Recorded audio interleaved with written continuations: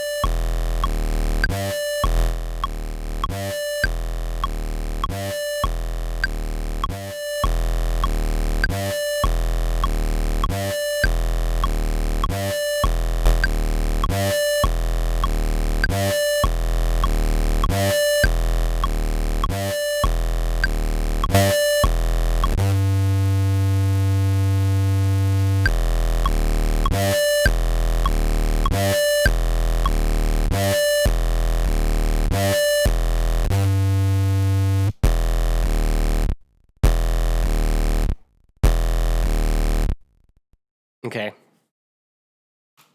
show you a series of sub-sine wave tones. They're 4 F notes, followed by a little bit of a gap. Oh, it's not meant to be buzzing, that's that buzzing over there. A gap.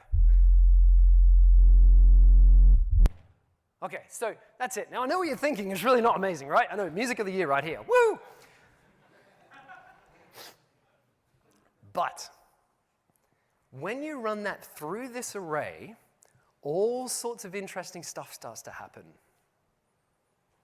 What I want you to listen out for is a couple of things. An E, it's like just below the F. That's not being generated from me, that's not being generated from the players that are coming in and out, based on that splitter on the left-hand side there. Here we go. That was sending a signal to those compressors along the bottom. Sometimes, if I wanted to, that was essentially side-chaining the signal from those other chains.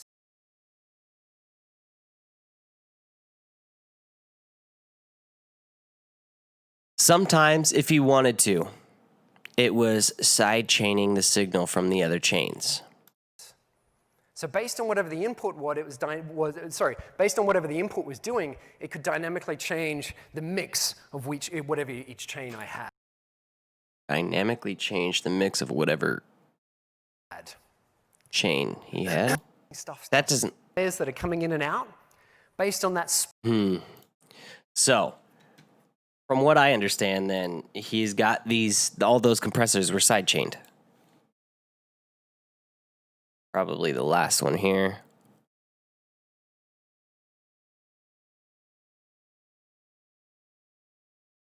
And the side chain is going to come from chain 1, right? Chain 1. Chain 1. And he's gonna... I would assume you want a pretty heavy ratio.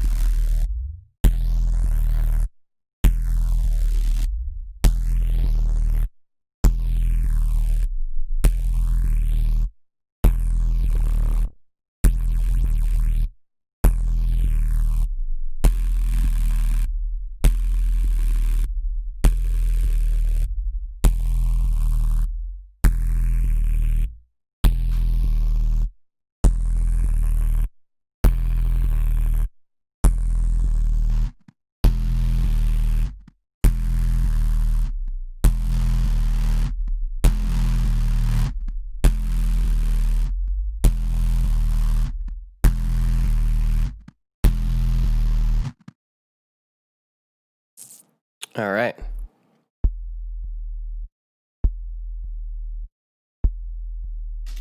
So then this last chain, well, before the guitar one, he had an echo. And I can't remember what he was doing to these. Let me go back, figure it out. Experiment running through this array. I'm going to show you a series of sub-sine wave tones. And then we're adding about the same up about. I have a inch thing, great sound, really, really grimy. What I was doing here was feeding it with about 40 decibels more than it could handle, which was really, really cool. And then recording back off it at the same time. Following on to that, that went into a proper echo, actual natural echo on a tape machine, right? Real stuff. It would actually record to a tape, and then the record head is back with the play head, so whatever you record plays up behind. And that's it's like proper echo, actual natural echo on a tape machine, right? Real stuff. The second distortion box that was under that, the pedal one that you see listed there on the third chain, that was just another distortion box. It was a Trogotronic valve distortion thing. It wasn't really there for the distortion aspect. It was there more for the compression aspect. After that, I had this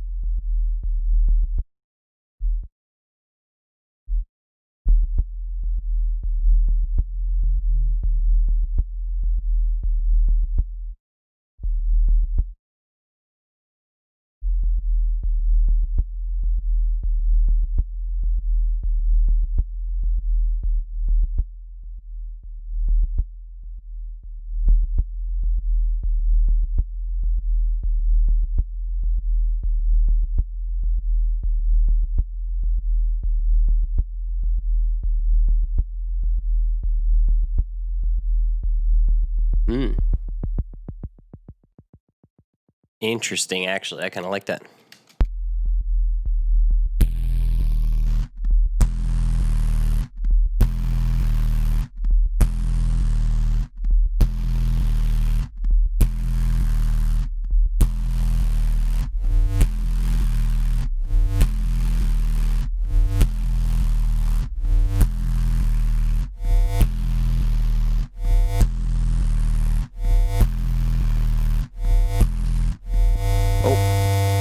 You got to go, Jeb Josh. Well, thank you so much for hanging out, man. Shoot. I'm going to be trying to stream a little bit, quite a bit over the next 2 weeks. I might have a job coming up, so I'm not sure how my schedule is going to work. But if I don't get the job, then I'm going to be streaming all the time. But for the next 2 weeks, I should be streaming quite a bit. But thanks a lot for hanging out, man. I'll see you next time.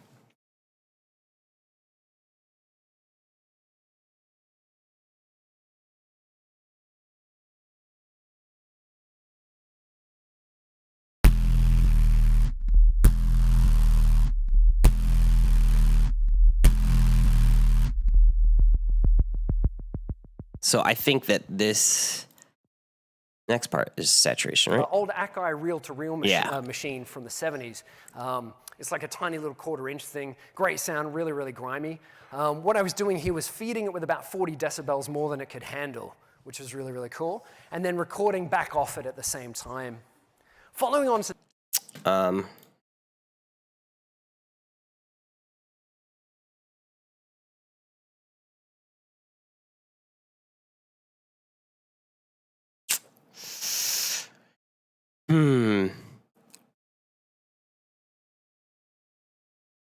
Do I have a... Is there a tape mode here? Nah.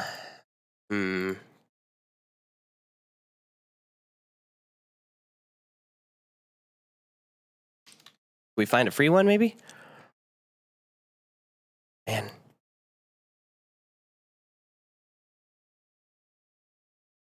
Is that on sale? Yeah, it's $200 usually. Ugh. Okay. What about?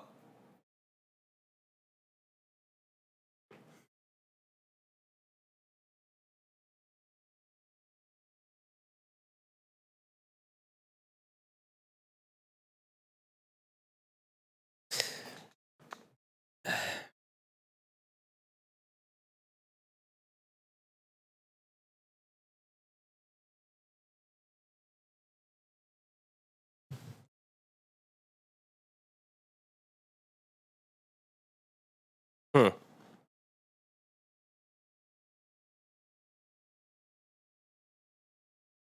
Well, I do have that saturation knob. They say it's analog, but I don't know if it's exactly what we're going for, but we'll try it out, eh?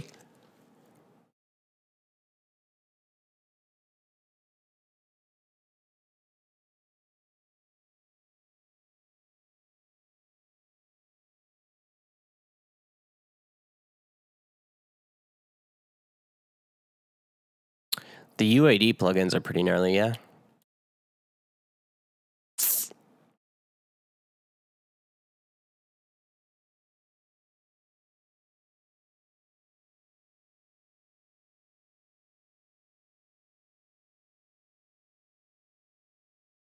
Hmm.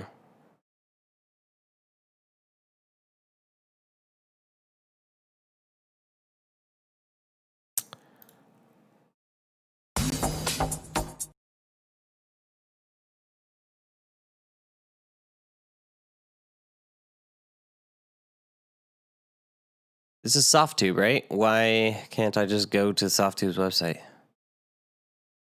Ugh, god dang, dude. SoftTube. Not from Sweetwater.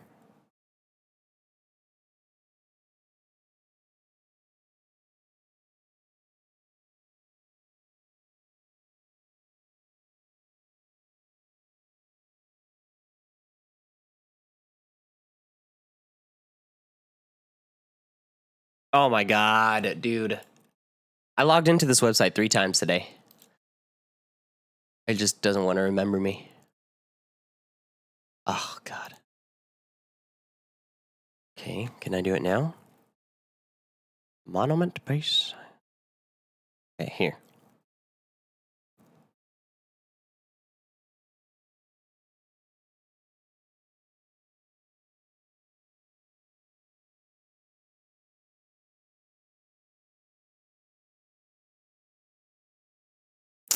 Okay. Demo license.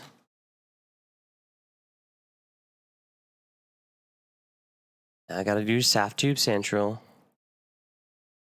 Not installed. Here we go.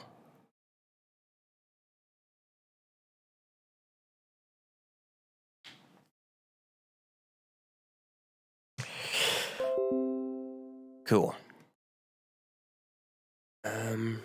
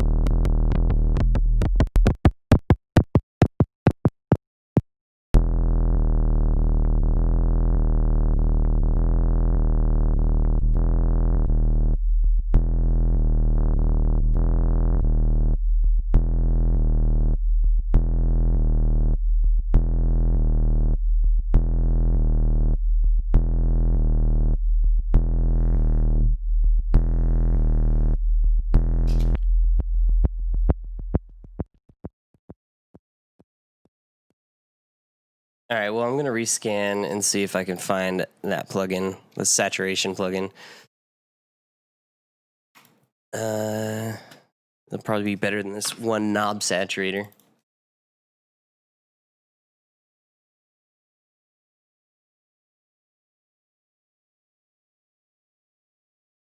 Oh, let's probably put it after the utilities.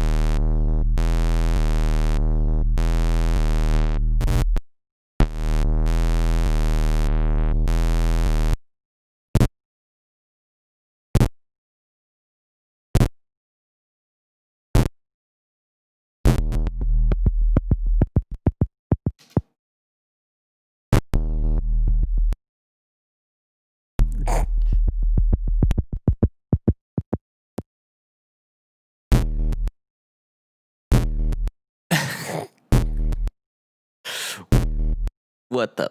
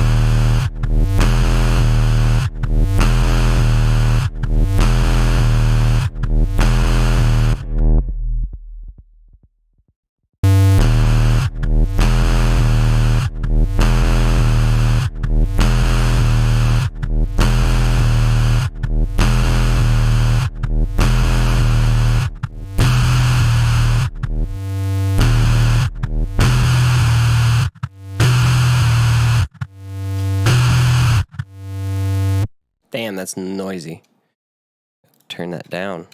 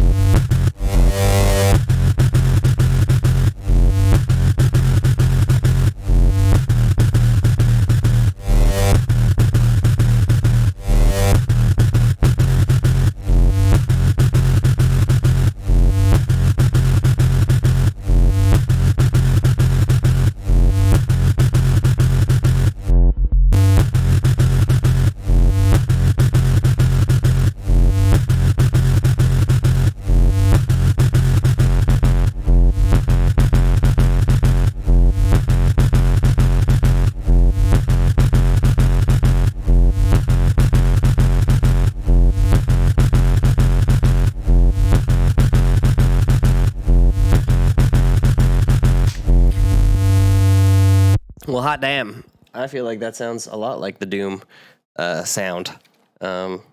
Just pull this up for reference real quick. See if we can maybe do a quick comparison. Oh. Boom, boom. So that went into a spring reverb stuff.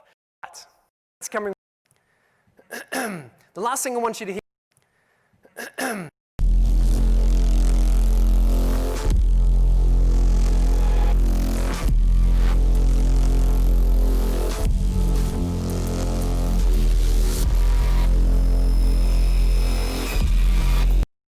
Yeah, so we're not getting quite as much control or anywhere near as cool, subtle analog sounding effects, but or like textures.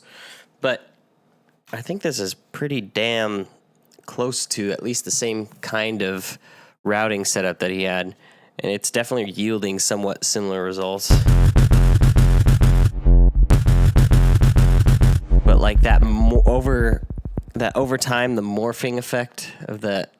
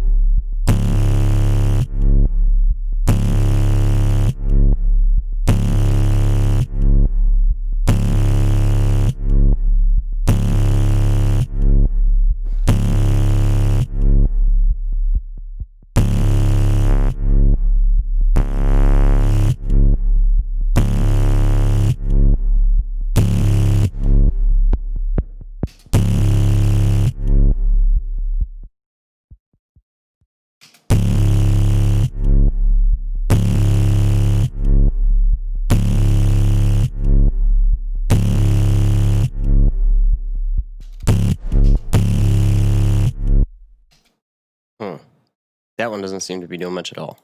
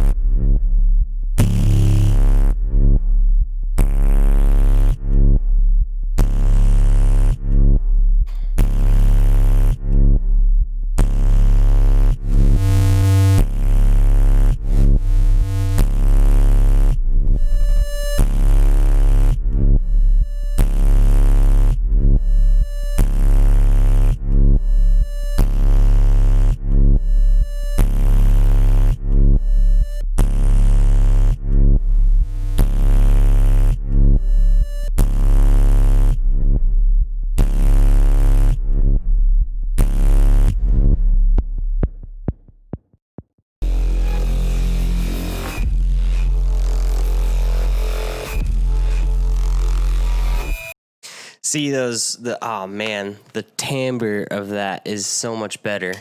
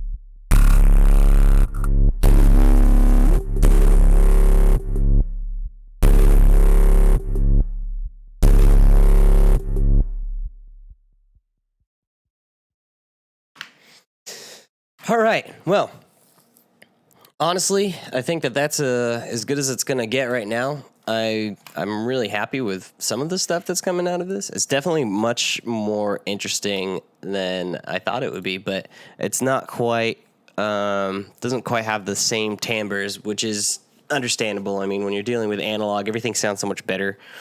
Getting things in the digital environment to sound as good as an analog chain like that. I mean, he has his analog chain probably cost more than it's probably like somewhere $5,000 or some shit. Like it's pretty crazy.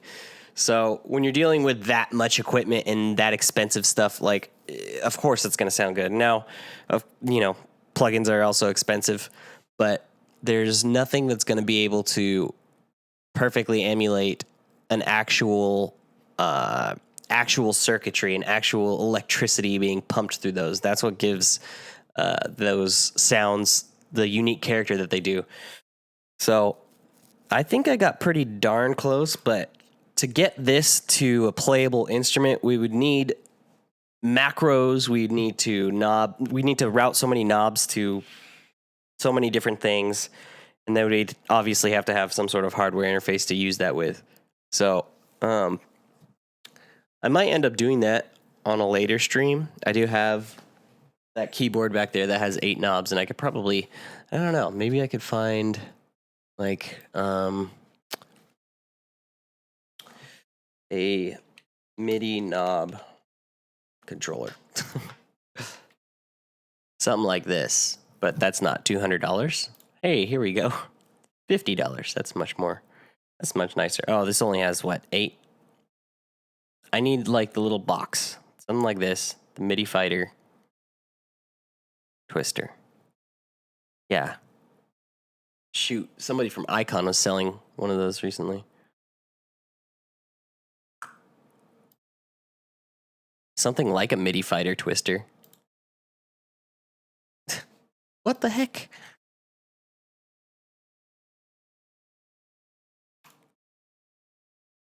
It didn't even, that's weird.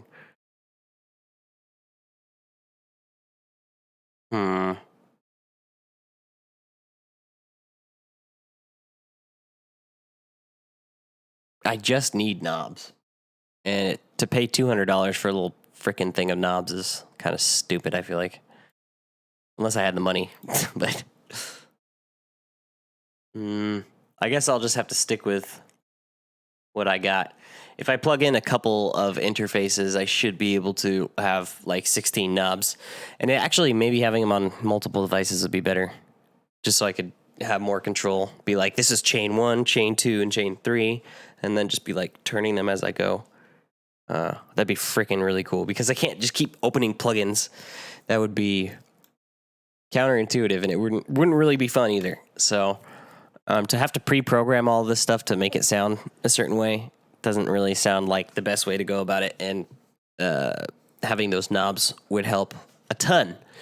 So maybe one of these days I'll figure out what knobs are the best to route to the macros and then set up a giant, just a complete macro effect rack for each one of these. But I think that's going to be it for me today. Thanks everybody for hanging out. There's nobody here right now, but there were people here, so thank you guys. Yeah, that's it for me. So I'll catch you guys on the next one, which should probably be tomorrow around 3-ish, maybe 4. And then I'll probably be playing some games later on. So, yeah, thanks for hanging out, guys. See you next time.